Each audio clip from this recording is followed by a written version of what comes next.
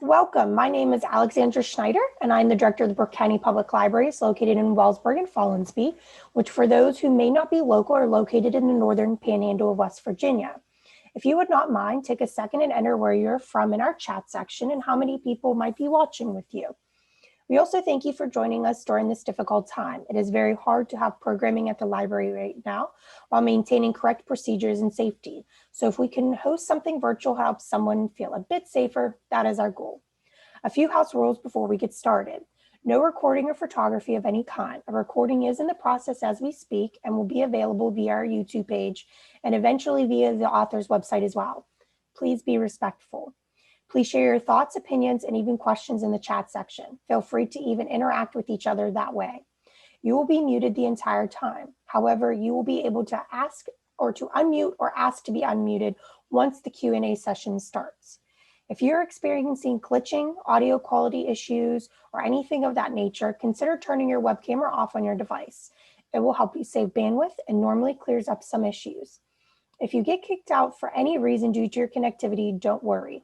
Try to join us again and I will get you back in. If you're watching from a computer, consider hovering over our guest box and pinning their video to the screen so that they are front and center if they are not already. For those on smart devices, they will end up being the main person you see since they will be the one speaking.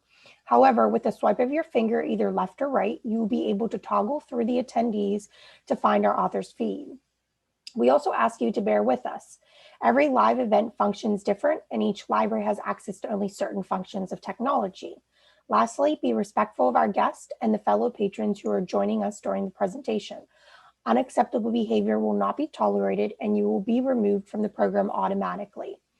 Our format today is as follows: an intro, which we are currently doing right now, followed by the author reading, which will be an excerpt from their book, The Land of Nod. Then a Q&A by the library, which is roughly about 4 questions.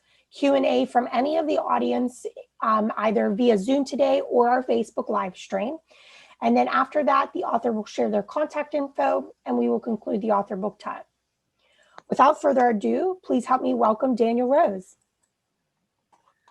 Hello, my name is Daniel Rose, and actually that is a pseudonym for my birth name of Linda Jones, and we'll talk about that in the Q&A.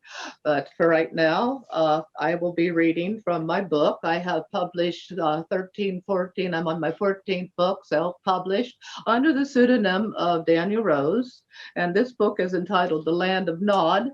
I'm going to read a little bit first from the back cover, which gives you kind of an overview about what the book is about, and then I will read from some of the first couple chapters. Now, this begins very innocently. In fact, it all began innocently enough. Most things do: love affairs, marriages, jobs, even poems. They all have a honeymoon period. That time before you have to make the full commitment, those golden moments when it's all fun and games and that excitement that comes from pursuing something new. And suddenly you are deep into it.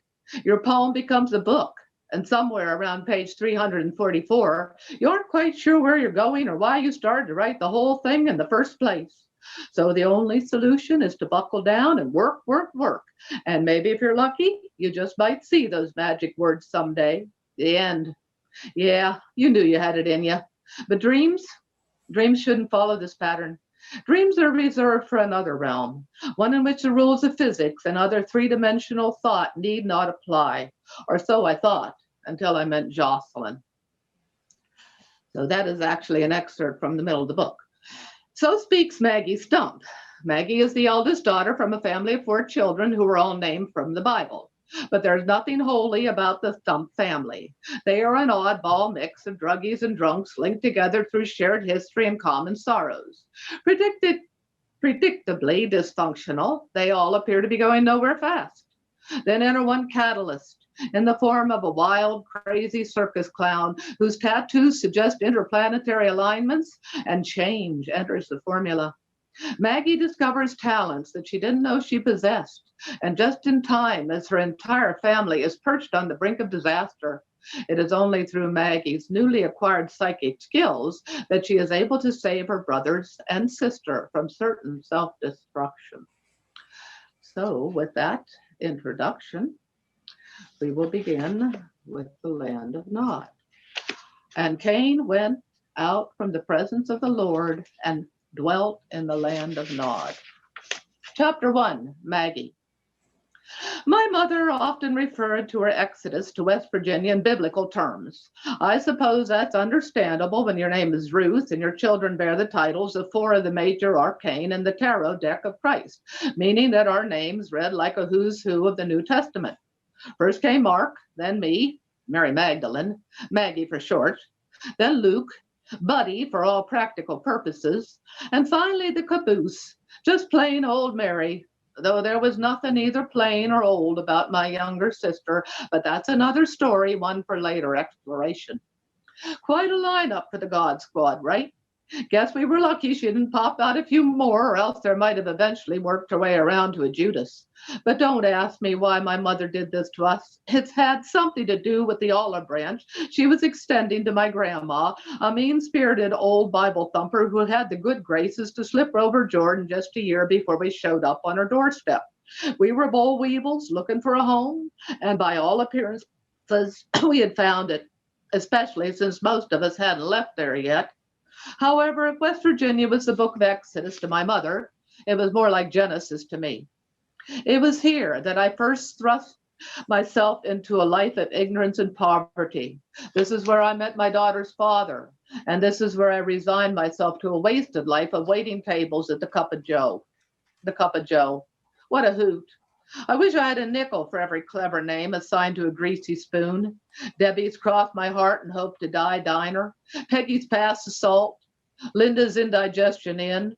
Oh, I could have added a few of my own. Bond's Liver Let Die Diner. Gibson's Die Hard Diner. Of course, that would have pegged me as either a movie buff or a death-obsessed goth. And though I might lean towards these categories occasionally, I didn't want them to define my parameters. Parameters. Now, there's a righteous word for a minimum wage employee's mouth. It betrays my high school ambition to become a worker of words, most preferably a poet or poetess, as was the case. Yet that was a high school ambition and was left by the wayside shortly after my daughter Rachel made her appearance on the planet. So we try not to go there. Best to keep our distance and remain a mere waitress of chip formica tables at the Cup of Joe. Yes, it was simpler that way and less painful. You didn't have to think too much at the Cup of Joe, which was where I was right now, working a double shift so I would be able to take the night off. I told everyone that I had a hot date, but they all knew I was lying. Hell, I hadn't had anything close to a hot date in a decade. The truth was that that honor belonged to my daughter, Rachel. She was the one who had plans for the evening.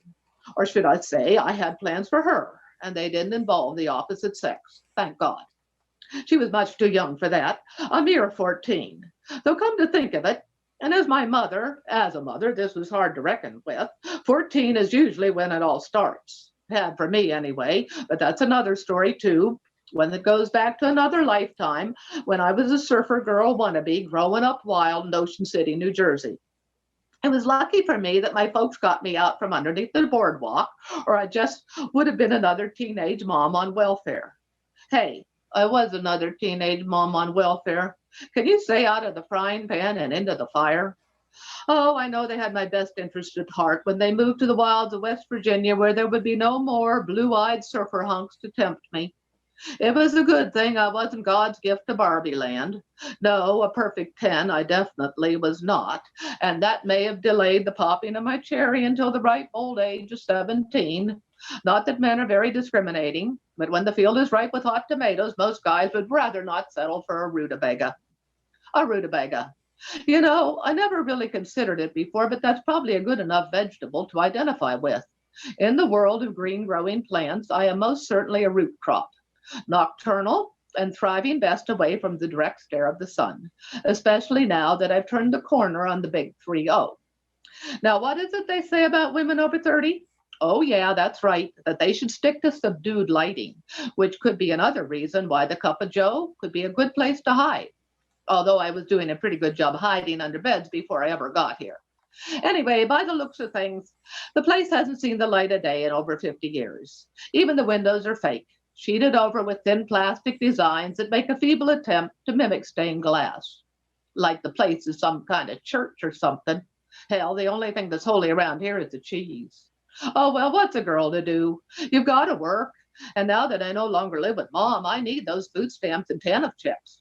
Welfare would have sanctioned me if I hadn't at least tried to find gainful employment, though $130 a week is hardly what most folks would call gainful. And that usually includes tips from these cheapskates, though I'd probably get a whole lot more if I could bring myself to set foot inside of one of their churches. Yeah, $130 barely keeps the lights on, and forget trying to put gas in the car. So thank God they haven't yanked my monthly check, meager as it is, since it makes the difference between down and out homeless poverty and mere membership in the church of the working poor. I don't know what I'll do when we can no longer get them. Maybe by that time I will have moved up to a few more hours at the Joe, if my poor feet can stand it, that is. Plus, there's always Rachel. She's old enough now to start earning a bit of her own bread and butter. I suppose that in another year or two, she'll be carrying a bit more of her own weight. Who knows? Maybe she'll even make it as a dancer. Not that the New Jerusalem School ever gets paid much for any of their performances, but the journey of 1,000 miles and all that. Oh, what's wrong with me? The girl hasn't even taken one lesson yet, and here I am turning her into another Suzanne Farrell or Margaret Fontaine. Oh, it would be nice, just like it would have been nice for me 15 years ago, but why cry over spilt milk? And anyway, who cares if she gets professional? That's not the point. The whole reason she's going over there is to give her something to focus on besides boys. Yeah, I can see the way she's eyeballing that Fitzgerald kid every time he helps us with the groceries at USAC. It's the same old batting the eyelashes routine I used to do so well. And where does it all lead to? Nowhere else but to kid on the way with no father around, and then a life sentence in some dive like the Cup of Joe. No, that's not the life I want for my Rachel. So let's do all we can to keep the apple from falling too close to the tree, even if it involves going back to the New Jerusalem after all these years. But enough of that. I promised myself I wouldn't get into the past today. Anyway, it's time to pick up Rachel. She should be getting out of school right about now, and I sure don't want any of those boys to offer her a ride home. Chapter 2, Maggie. Town. By some weird stretch of the imagination, you might call it that. Petroleum, West Virginia is about as slimy as it sounds, although back in the old days, the name of the town was supposed to signify eternal wealth. Yeah, there's gold in them there hills, black gold there is. In fact, the locals even nicknamed the river that ran through here Old Greasy because of the abundance of black goo that often coated its once pristine waters. Now that's making lemonade out of lemons. Emma. At any rate, petroleum wasn't the sort of place in which you aspired to end up. A person didn't put their finger on a map and declare that this is it, the pot of gold at the end of the rainbow, the castle that hides the Holy Grail. No, quite the opposite. Petroleum is more like the kind of place you reach by default when all your other options are burned up. It's an end of the road kind of place, and most of the traffic is heading out instead of into town. Unless, of course, you're some poor shipwrecked soul such as myself, the kind of gal who just happened to get stuck in the town's revolving door, mainly on account of the fact that her belly was too big to push on through the exit turnstile. As I looked around me, I couldn't help but feel a tad sorry for myself, despite having sworn off the pity party years back. The place was worse than Mom's farm, much worse. At least the farm redeemed itself by its location in the green rolling hills of West Virginia, the same undulating entities that have been celebrated in song by many a bluegrass band. But this place, this poor excuse for a town, that was another matter entirely, and hardly a laughing one, unless you wanted to say the joke was on me. The entire thriving metropolis consisted of one main street with a smattering of empty storefronts and a handful of viable businesses. I worked at one of the latter, the Cup of Joe, which was a holdout from the old days when geriatric farmers came in to job out cattle futures. However, most of those guys were gone now, too, since the average West Virginian had given up on farming as a non-productive way of life. So the Joe was often thinly populated, unless it was a weekend or the first of the month. Then it would fill up with an elderly crowd who tipped poorly because they were trying to make their SS or disability checks stretch as far as humanly possible. To further accommodate the above, Petroleum possessed a thriving senior citizen center and a storefront that advertised itself as the Committee of Aging with Dignity. There was also a Christian drug store called the Good News Drugs. The local kids had hours of good, clean fun with that one. And a lonely convenience store that sold beer, gas, and a few dusty sundries. Add to that a liquor store, a post office, and a small community thrift stop. And there you have it, the classic ingredients for a one-horse town, one that didn't even possess a single stoplight. If you wanted one of those or any of the hustle and bustle that came with it, you would have to travel 3 miles up Route 47 to Hattie's Corner. There you would find a Dollar General, a used sack, and a cluster of other small service shops, hardware store, pizza place, tanning salon, and a video shop. The last one was owned and operated by my mother. It was her most recent enterprise, and she'd only been at it for 2 years. However, that had been long enough to attract the likes of Corona Campbell. He was her one and only employee, and I'm not sure how she paid him, as the store sure wasn't raking in the bucks. But let's just say that he sang for his supper like any good little canary in a cage, and the main song that he sang was Just a Gigolo. It was on account of Corona that I no longer inhabited my esteemed position at the family farm. It was his fault that I was living paycheck to paycheck in a 3-room apartment in the dead end town of Petroleum, accommodations that I could only afford because they were a mere 2 feet above flood stage. Yeah, to say I didn't like the guy was a real understatement, though I could hardly blame my mom for taking up with a Brad Pitt look-alike. He was still half her age and only 5 years older than my baby sister. Now that's robbing the cradle, but that's also Mom's business. It always was, and it definitely wasn't the first time that she'd broken the rule that blood is always thicker than water. Water. That brings me back to Petroleum because it calls to mind the town's nemesis. The very same river that the locals nicknamed Old Greasy was often quick to rise from its banks and wreak havoc upon the streets and storefronts of poor old Petroleum. This was one of the reasons why many of the town's businesses had relocated out on Route 47. It was just too risky to remain in the old town, and insurance was going out of sight. Just ask my boss, Joanne Wilson. She was constantly complaining about the rising cost of staying in business. In fact, her insurance rose in direct proportion to the floodwaters. And we just had a doozy last June that resulted in 2 inches of water in the restaurant. I thought for sure that Joanne would close her doors after that one, but like a snapping turtle clinging to a log by the side of the river, she just hung in there. One thing I had to say for her, that woman was tough. Of course, she had a few other redeeming qualities as well, like one of those genuine hearts of gold that used to earmark the saloon girls of old. She was always helping people out, loaning them a few bucks to tide them over till payday, taking them to doctor's appointments in Charleston, and in my case, finding them the cheapest rent in town.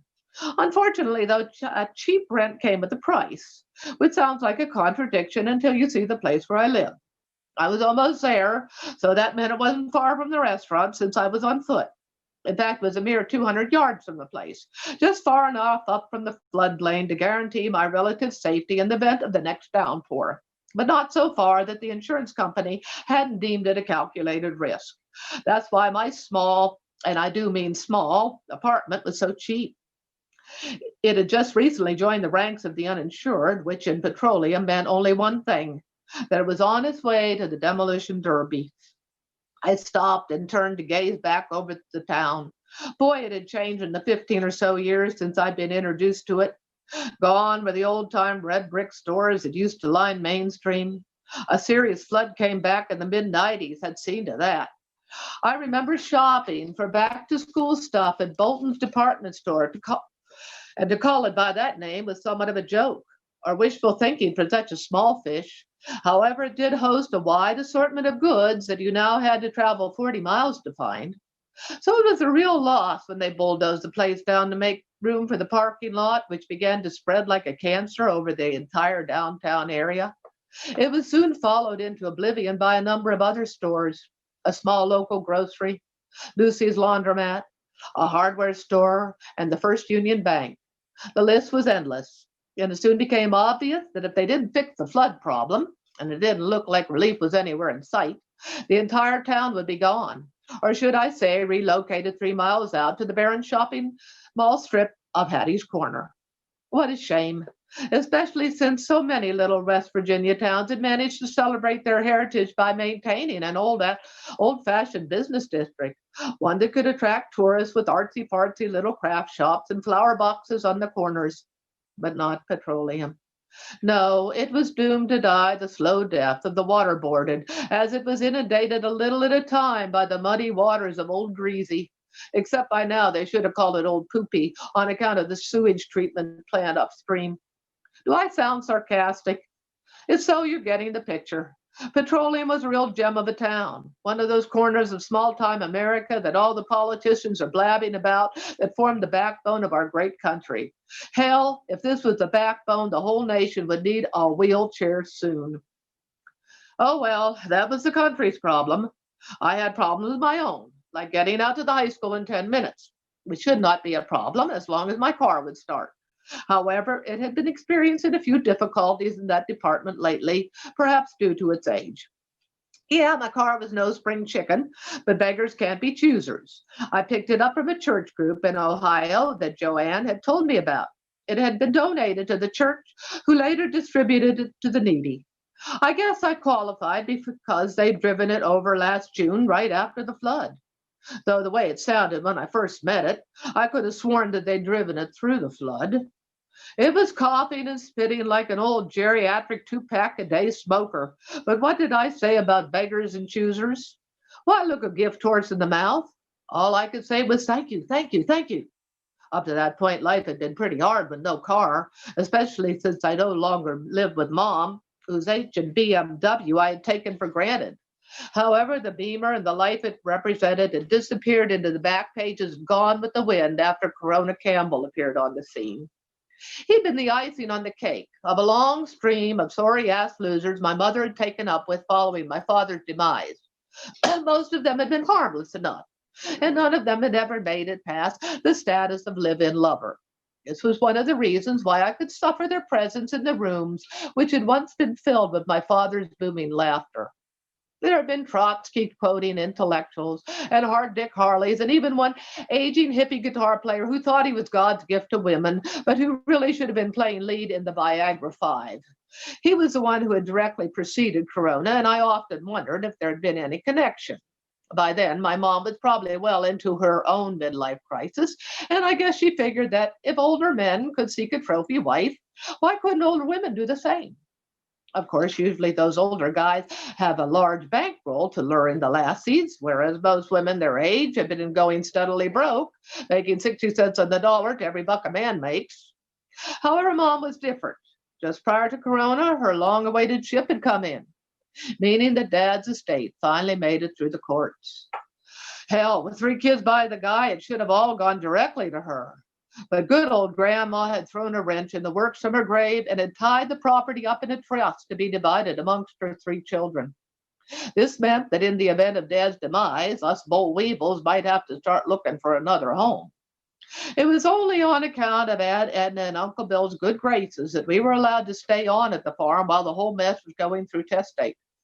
If they'd been true Southern Baptists, I guess they could have left the entire enchilada to us, but most folks in their right minds, and this includes any, church-going Southern Baptists, they won't walk on over 300 acres of prime real estate. So in the end, Mom did get to keep the house, plus an additional 30 acres of rich bottom land to dispose of as she pleased. She took the money from the sale of the land and bought the video store in Hattie's Corner. Then, after about a week, she realized that she needed help. Unfortunately, I was too busy with my house cleaning gigs to work her into my schedule.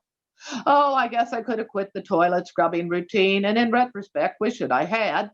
But at the time, I was having a few problems with agoraphobia. Pursuing dust bunnies had been a good excuse to hide under beds, and had become a way of life. Little did I know that it would soon strike its own death blow. Enter one Corona Campbell, who burst upon the scene in true Leo style. Tall, blonde, and muscular, he was the oldest son of one of Mom's ex-patients. My mother had been a caretaker for hospice up until her midlife crisis propelled her towards the purchase of the video store. I can't say that I blame her career change. Watching all those people die over the years must have been rough. It probably put her in the mood for the escape from reality that a collection of over 5,000 flicks would provide. At any rate, it appeared that Corona, too, was looking for a home and apparently found it somewhere between the drama and chick flick section of the store. He and Mom had not been strangers before. In fact, she'd sort of watched them grow up. However, she seemed to have no problem entering into a romantic involvement with the kid she'd taken to 4-H camp and Boy Scouts. Nor did he seem to find it odd to be dating a woman he first met when he was 12. And even I had to admit that they made a striking couple. Still, this didn't change my feelings. It was embarrassing. It wasn't fair. I was part jealous and part appalled, and there was enough negative energy floating around to push me off my ass and onto the street. In short, I made the decision to finally leave home at the ripe old age of 28. It hadn't been easy, and if not for the kindness of Joanne Wilson, it might have been extremely short-lived. Yet somehow we had made it, scraping by on part-time work, TANF checks and food stamps, and I finally began to regain some of the self-esteem I'd lost 15 years ago when my life had been turned upside down by those two small words, "You're pregnant." With that memory flashing in my head like a blinking yellow caution light, I roared into the parking lot. I was only 5 minutes late, but that was late enough. There stood Rachel, my beautiful petite 14-year-old, with her grandmother's laughing brown eyes and her father's long golden hair. It was a sight that made my eyes water, and it was also a vision of feminine beauty that attracted its share of admirers. Two of the little rats, and one I would positively identify as that Fitzgerald kid, flanked her on either side. Oh, it all looked innocent, but when it comes to teenagers, appearances can be real deceptive. I began to see red through the mist of my previous tears, and I had to engage in some real deep breathing to gain control of my temper. It wouldn't do to blow at her. I knew better than that. She'd been born with the often stubborn streak that seems to be inherent in the family genes. Push a button and witness an explosion, or at the least a counter reaction that would yield completely opposite results of those you desired. No, the trick with Rachel was passive intervention. Give her something higher to strive for than the captain of the football team. A power greater than alcohol, as my sister Mary might say. Let her set her sights on the seemingly unachievable and watch her shift her focus until that was the center of her universe. The hard part would be the first step. I knew that too.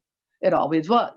However, in this case, that step belonged to an ancient art that went by the name of ballet, and how that girl loved to dance. So maybe there was hope. Maybe she'd take all that pent-up teenage angst and funnel it into something worthwhile. There was only one catch, me. I had first steps of my own to take, and I knew it. It wouldn't be easy. Jumping off a cliff never was. However, I'd become a little better lately at throwing myself to the mercy of the wind currents. They would carry me where I needed to go. I only had to have faith that they wouldn't let me down. And we are on to chapter 3, and this is Maggie, and this will be the last chapter I'll be reading, but it kind of puts us in a good place to finish. Chapter 3, Maggie. The New Jerusalem School of the Arts sits atop one of the highest knolls in the county. On a clear day, you can see all the way to Ohio. I always liked those days the best as they minimized the depression I'd experienced during my first tender years in the Mountain State. It hadn't been easy, picking up stakes like that and moving to West Virginia. It was bad enough that I was a gawky newcomer with nondescript features and a flat chest. But to make matters worse, there had been that business with my dad. A little over a year after our big move, we found him on the floor in his study. If we'd been a few minutes late, he would have been dead. A few minutes earlier, he would have been okay. As it was, we rescued him during the comatose zone, and that was where he stayed for the next 6 years. Thank God for the school. It was my saving grace for at least 2 of those years. It was there that I would lose myself in my one true passion, one that did not discriminate against me because I didn't possess the dimensions of an NFL cheerleader. In fact, my small stature was an asset in Susan Monet's introduction to ballet class, and I soon became an essential member of Dance Team 1. It was a status that lasted until I committed the cardinal sin of all the dancers, the one that culminated in the birth of Rachel. After that, I didn't visit the school very often. It was pretty far away for a poor girl with a baby to attend to. Plus, Mom needed my help with Dad, which meant I couldn't go gallivanting around the country to a place that was 25 miles away by the hard road. There were shortcuts, but back in those days, you didn't attempt them in a Ford Escort. In fact, the gravel road that we were taking today had been part of the creek until 5 years ago. It knocked off about 10 of those miles, but didn't do much to cut the travel time. That's why I'd given myself a full hour to make the crossing. It was always best to err on the side of safety as far as travel in West Virginia was concerned. Rachel sat next to me, endlessly fiddling with the dials of the escort's radio. Nothing was coming in, and since the thing didn't come with the tape player, our journey was conducted primarily to the tune of static. There wasn't much in the way of conversation either, because Rachel was pissed at me for pulling her away from MySpace. She had wanted to go straight home and finish working up her profile in the little HP pavilion that her Uncle Mark had given her for Christmas. Apparently, she wanted to reject her appointment with Destiny, and we'd had a big fight in the school parking lot. I guess I'd been pretty naive to figure that the girl would be ecstatic about all dance forms just because she liked to boogie around the apartment to my old Santana tapes. But Mom, she'd whined, ballet is for prima donnas. Oh, come on, I had responded. Give it a chance. At least go for a month. Then if you don't like it, you can call it quits. But I think you'll be surprised at how good it will make you feel and how good you'll look after you've done it for a while. These last few words were added to cinch the deal. Rachel having entered into that time of her life when she would walk on glass if it would make her look good. I didn't want to add the clincher that the class was also free on account of the scholarships the school was offering. They'd only received a big grant from the Benedum Association, and that was the only reason why I could afford the $75 fee the class demanded. No, I didn't want to mention that small fact, mainly because any reference to our poverty acted as salt on the wounds of our mother-daughter relationship. Sometimes I felt that Rachel would never forgive me for not being married to some rich guy who owned half the county, one who could buy her a stable full of Arabian horses and a closet full of designer jeans. I looked over at her. She was wearing that damned Orange County Choppers t-shirt again, the same one I tried to throw out just last week. She'd insisted on changing into it before finally agreeing to attend class. It was a compromise, and one which had to have been premeditated, since she'd been harboring the thing in her book bag all day. It was faded a ghostly gray from too many washings and bore the usual battle scar rips and tears of an ancient garment, but I simply couldn't get her to part with it. Why? Whatever was the attraction? Oh, I just didn't want to know. Probably had to do with some boy. When had she first started wearing that rag anyway? I couldn't remember. Whatever the case, it hadn't been worth fighting about. As far as the t-shirt went, I'd lost the battle and won the war. She was going to class, wasn't she? To New Jerusalem at that. Let's see if the place lives up to its name. It had been born from a miracle for the purpose of disseminating knowledge to the unshriven. That was us, and boy, could we ever use some good old-fashioned religion, a power greater than ourselves other than alcohol, as my sister Mary liked to say. The road twisted and turned through sliding fork holler. The creek ran to our left, and on our right, gray stone cliffs rose like impenetrable garrison. The road had been blasted here to get it out of the creek. When I'd first moved to West Virginia, the roads had been in even worse condition than they were now. Many had hosted mud holes big enough to sink a full-size pickup in, and even four-wheel drives were getting stuck. But thanks to the gravel pits of Elkins and an enormous gas tax, one of the highest in Appalachia, we were enjoying an upgrade.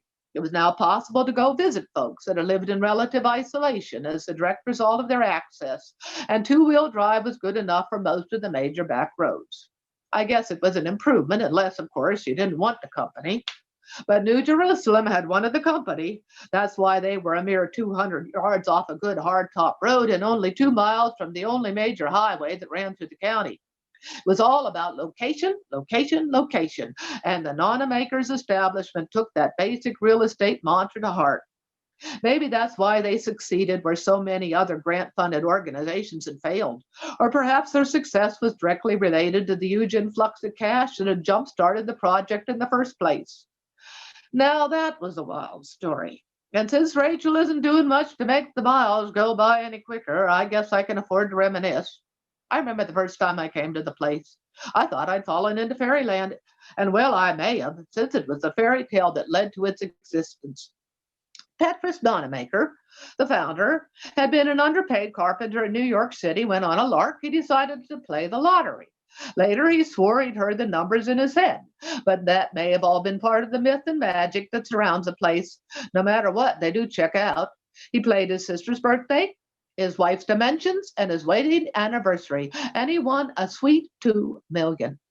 Even after taxes, it was enough to allow the young couple to quit their day jobs and pursue their dream. For years, they'd wanted to go to the poorest county in West Virginia and start a school that would bring both culture and survival skills to the local population. Talk about right livelihood. They might as well have been canonized for sainthood. In this way, the New Jerusalem School of Higher Learning was born. It was a combination that reflected the dual talents of its founders. Suzanne Monet, Petrus's significant other, had been a member of the New York City Ballet when their ship came in. So her part of the program focused on the arts. You name it, you could study it here. Dance, drama, drawing, or banging on the drums. The New Jerusalem School had something for every aspiring young artist. Petrus, on the other hand, geared his workshops toward survival skills. There were weekend retreats where the kids went into the woods and built lean-tos and snared rabbits for dinner. There was a blacksmith shop, a woodworking shop, and a pottery studio. There were spinning wheels and looms and cider presses. There was a summer kitchen with an ancient wood stove where one could learn the fine art of home canning the hard way. There was a fully organic garden and plenty of rabbit manure and chicken shit to nourish it. A team of draft horses gazed in the meadow. They had come complete with an assortment of antique equipment, hay rakes, mowing machines, manure spreaders, and both regular and furrier in and out plows. But most of this stuff was just for demonstration only, since the postage stamp garden was way too small to allow for large horses. In fact, this was just one area in which Petrus had downsized his dream. As the years caught up with him, he began to confine his own workshops to less energetic activities, often delegating authority to an army of retainers.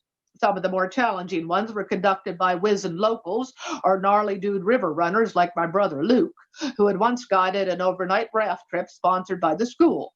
Even Mark, my other brother, had gotten in on the action by teaching weapons safety one fall.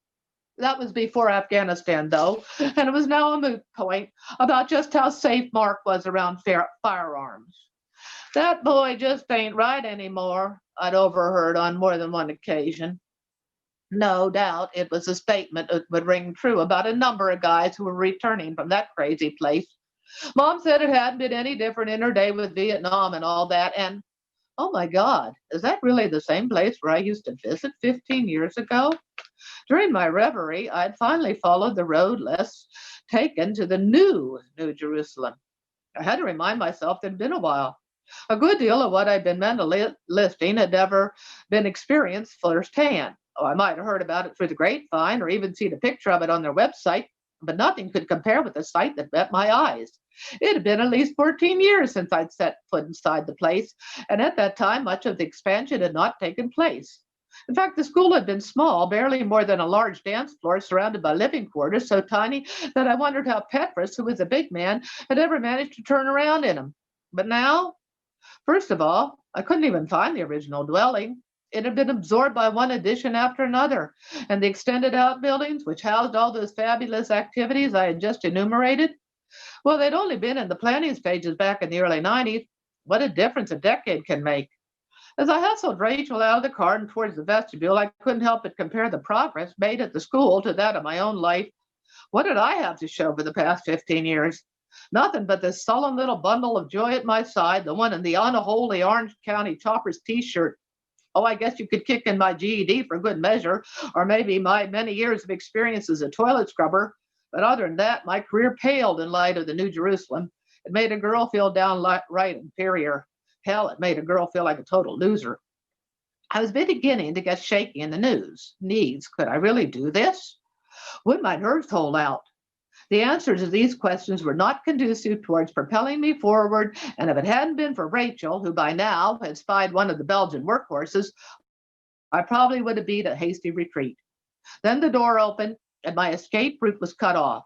It was Suzanne, and from a distance she looked the same as she had 15 years ago, a dancer's body framed by an unruly head of auburn curls. God, she was a beautiful woman. No wonder Petrus, but that was another story for another time. Immediately she hailed me, which gave me confidence. At least I hadn't aged so much and become so fat that she no longer recognized me. Maggie, it's so good to see you. She drawled out the word good as if to add emphasis. And who is this? Oh, yeah, like you don't know, I felt like saying, but bit my tongue. Let Rachel handle this one. And surprisingly enough, Rachel, the self-professed sweetheart of the rodeo, turned her attention away from the Belgian and gave it to the aging ballerina who was holding the door open for us. The invitation had been acknowledged and accepted, and it was Rachel who took the first step. In slow motion, we crossed the parking lot. It may have been one of the longest moments of my life. Suzanne was still smiling and still holding the door with her foot. That left both arms free, and for a scary moment, I was afraid she would embrace me. So I gave Rachel the lead, and once again, she accepted it gladly. My name is Rachel, she explained to the fairy woman in the doorway, and I signed up for a dance class. Here her voice rose in a question as if to ask permission. It was pretty weird considering the fact that I almost had to hog tie her to get her over here. But New Jerusalem is like that. It works magic. And Suzanne? Well, there's a reason why she plays the fairy princess in all the dance performances. But if Rachel's initial response was a bit odd, what came next was even stranger. They were close now, a foot apart. Then Suzanne's hand extended in a greeting, a white, smooth hand with the long, refined fingers of a piano player. Oh, I thought, at least she isn't going to give us a New York City ballerina embrace. That surely wouldn't fly with my no-frills daughter. Not that a handshake is much better, since Rachel always did have an unusual revulsion to touch. So it really surprised me when my daughter, who didn't even like to be held as a baby, extended her own hand. It was another pivotal moment. Rachel there looking deep into the smiling eyes of the woman who was once my nemesis, subtle sparks flying as she analyzed each laugh line, each wrinkle. And as I looked closer, I realized that my old teacher had that crinkly look that often plagues those with paper-thin skin. I don't know what she saw there, but it must have passed inspection. The kindness and generosity must have overpowered the stern taskmaster, because suddenly a light began to shine from Rachel's own eyes and she burst into an uncharacteristic smile.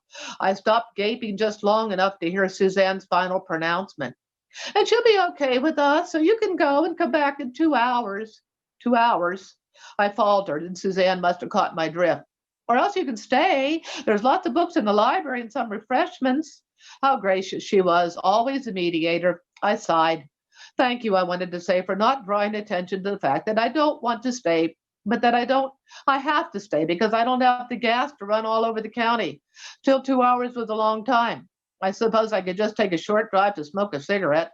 At least that way I wouldn't come off as a total dork, one who had nothing to do but sit around while their kid did a repeat performance of a dance they'd once known by heart. Anyway, a little ride down Razorback Ridge would do me good. As I recall, there was some woman down there whose yard sale looked like a permanent rummage sale.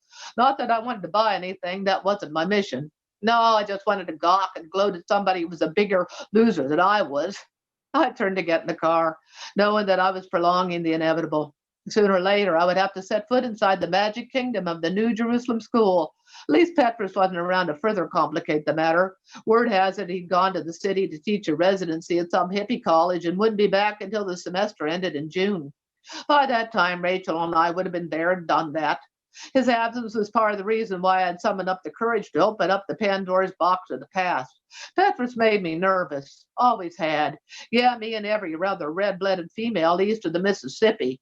But that was a long time ago, and it was hard to predict what the ravages of time might have done to his charisma. Time.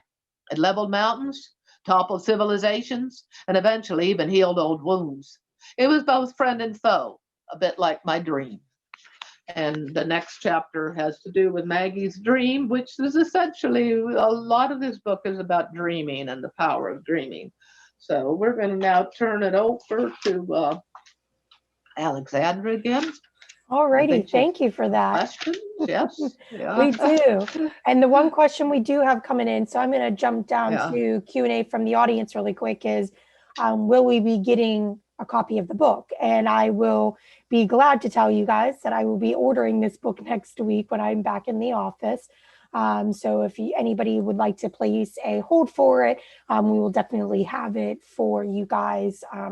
If she pulled you in for the first 3 chapters, we'll definitely have it so that you can catch up the remaining chapters of the book.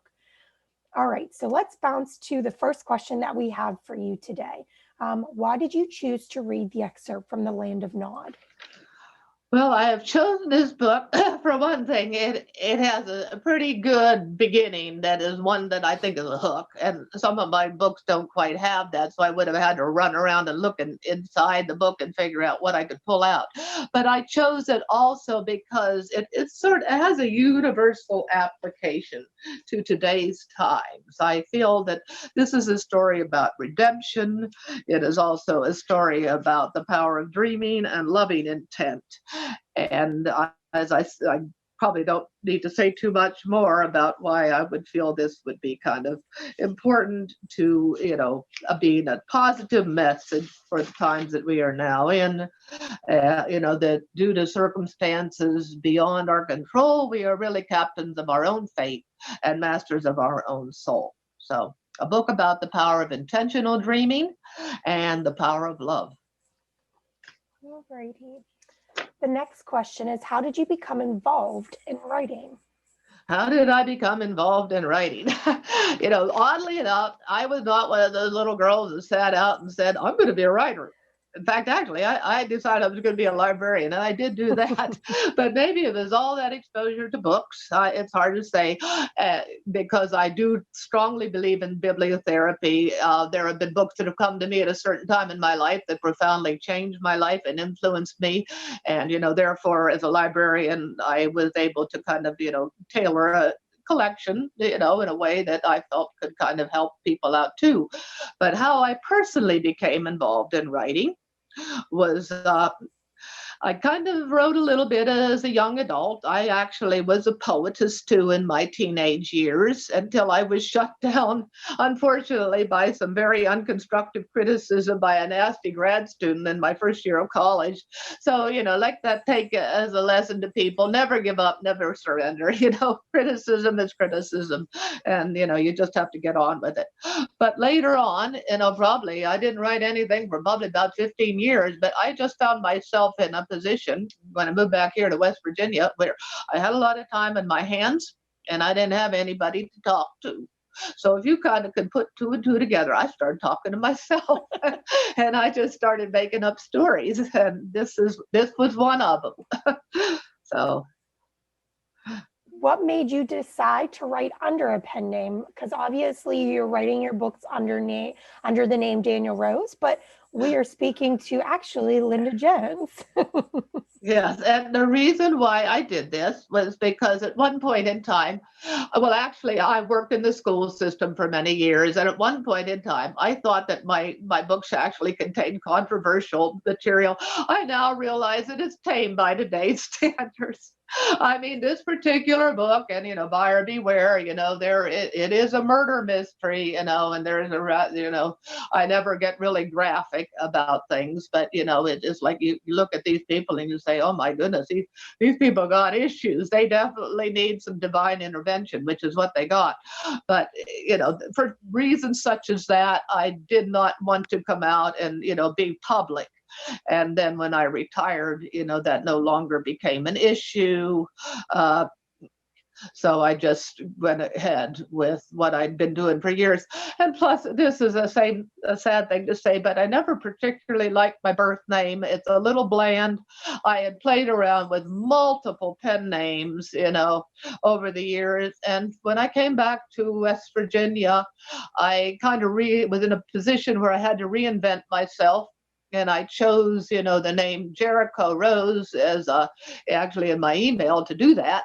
And if anybody knows what the Jericho Rose really is, it's the resurrection plant.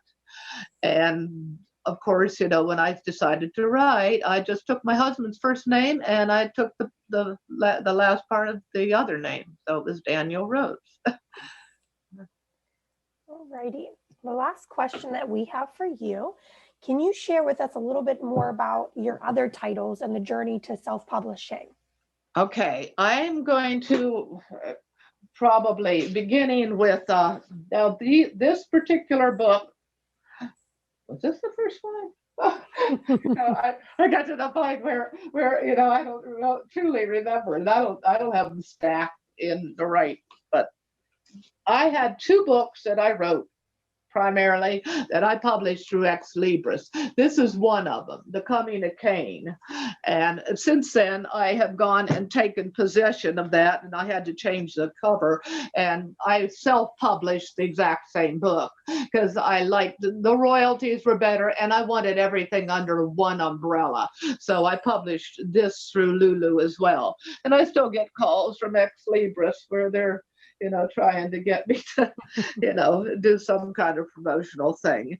And then came, after The Coming of Cain, came the Book of Abel, which I also published through Ex Libris, although I don't have a copy of that particular edition anymore. But then I self-published it as well. The exact same book, but a slightly different cover, and went through and cleaned up some of the, discrepancies in it. So those were the first two that I did. And I'm not going to try to go ahead and do any kind of a timeline on this. To be perfectly honest, this is a book I started down in South Carolina, and this was really my very first book. It's a big one.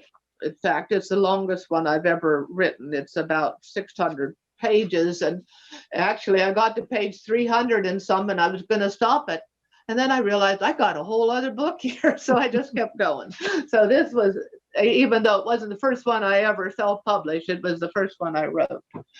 And then, interspersed in between, here's one I have been reading a lot from lately, because once again, it is an easy one to kind of draw people into. And this one was written about my sister-in-law, who unfortunately passed away about 10 years ago from pancreatic cancer, a spin-off on her.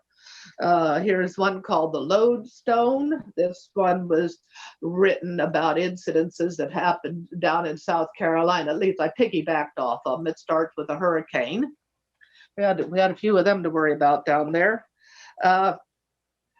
Then hot flashes. I was like really, hitting the bottom of the creative pile here. There are letters in here that actually were written to me when I was a young woman, 17, 18 years old, about certain things that happened.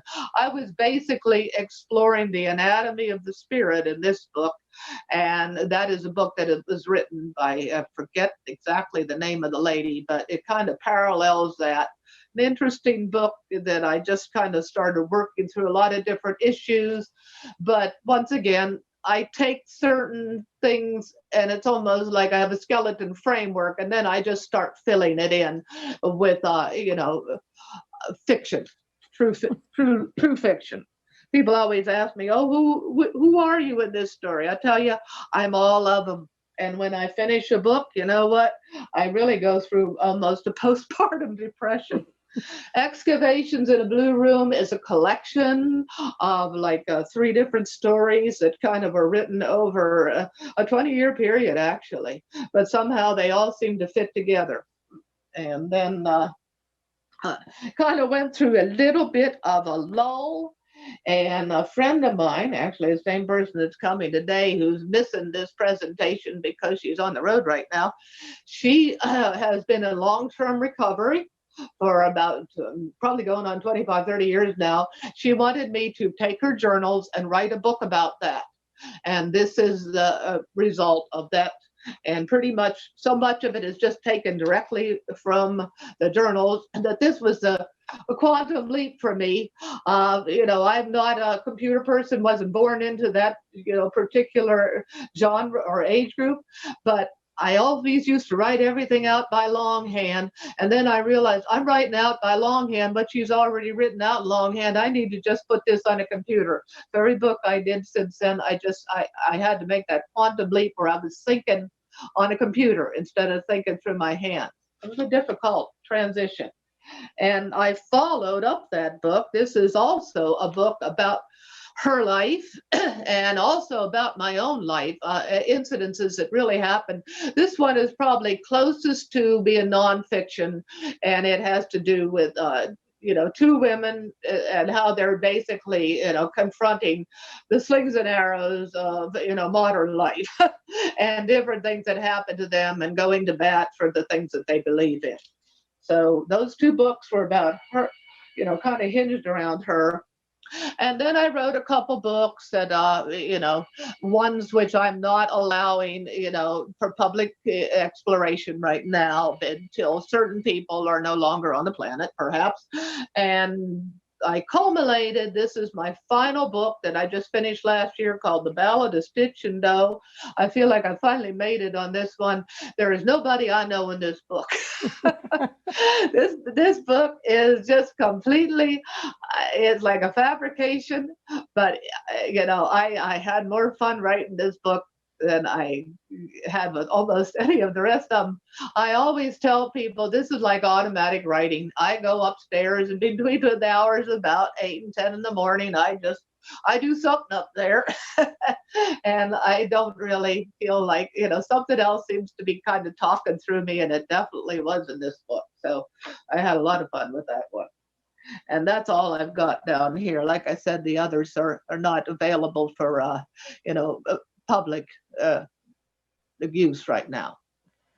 Well, I have to thank you for joining us, because for some that might be watching this either today on Facebook with us or a little bit later, November is National Writing Month. So obviously, Yeah. Novel Writing Month. So we obviously love Yeah. to have local authors do things for us at the library and book talks, but especially when it's National Novel Writing Month, this is definitely a month set aside for you as an author to get your juices flowing, to kind of, I guess you could say, help the future generations get into writing, because like you said, it was a different process. You started with writing things down and then you transitioned to a computer, whereas some people might automatically be on a computer. But it's nice to see or to tell people that there's various ways that somebody can write a novel, or short story, or even a poem. So what I'm going to do in our commentary, and I know you're going to show it to us, is share your contact information, because I don't want to actually ask you a trillion questions. I would love for our viewers to actually reach out and connect directly with you. So on here, I will share your website where they can obtain the books if they so choose. And I will also share your email, your jerichorose3@yahoo.com, so that if they want to reach out and kind of get to know you a little bit more, maybe kind of get a tidbit or a sneak peek at what you're currently writing, we leave it up to people's imagination to get in contact with you. So if you want to go ahead and share your contact image right now, that would be phenomenal. We'll make sure that it's not upside down.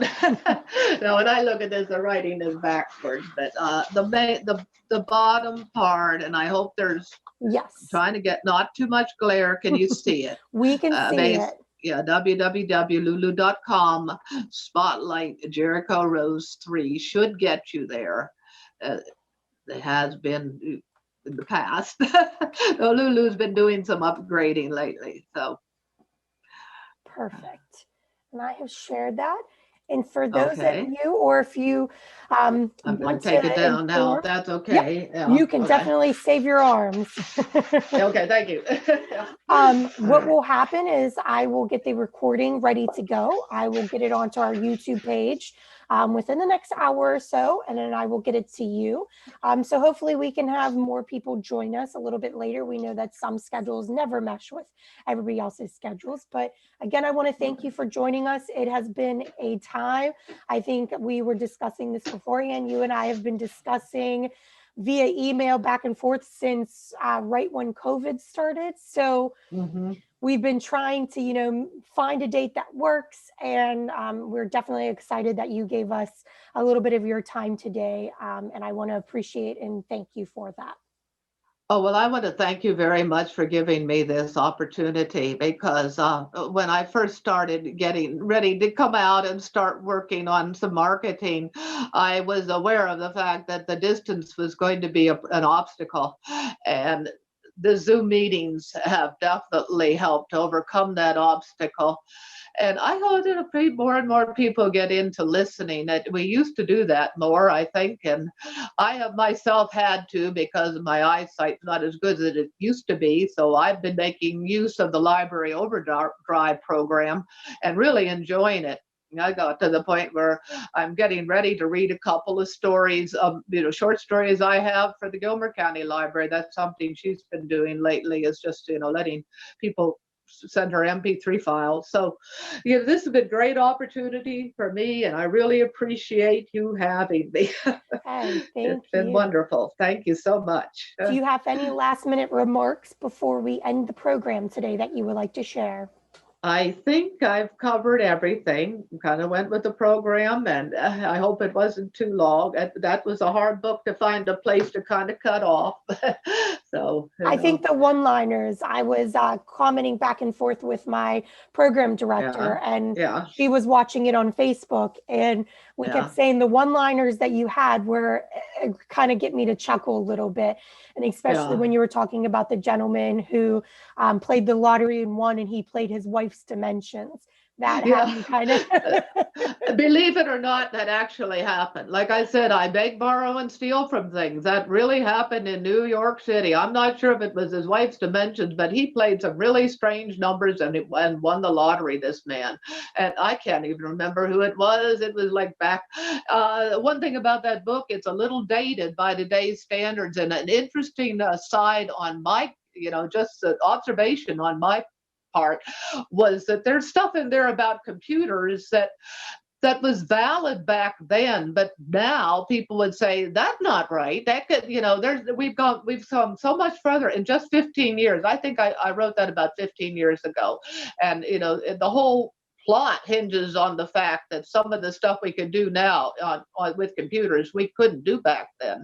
So that was interesting for me to look at that and just see how fast the world has changed. So most definitely. I did want to add that, because I know if anybody reads that book, that's going to probably be their first, well, that couldn't happen.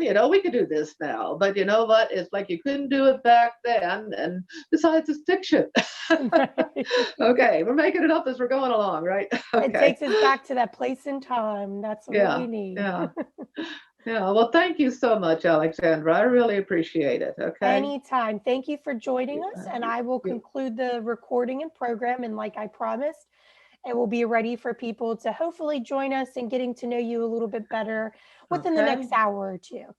And I look forward to getting a link so I can kind of share it with my son at least, and perhaps my granddaughter. We'll see. Okay. Well, Thank you. Okay. perfect. All right.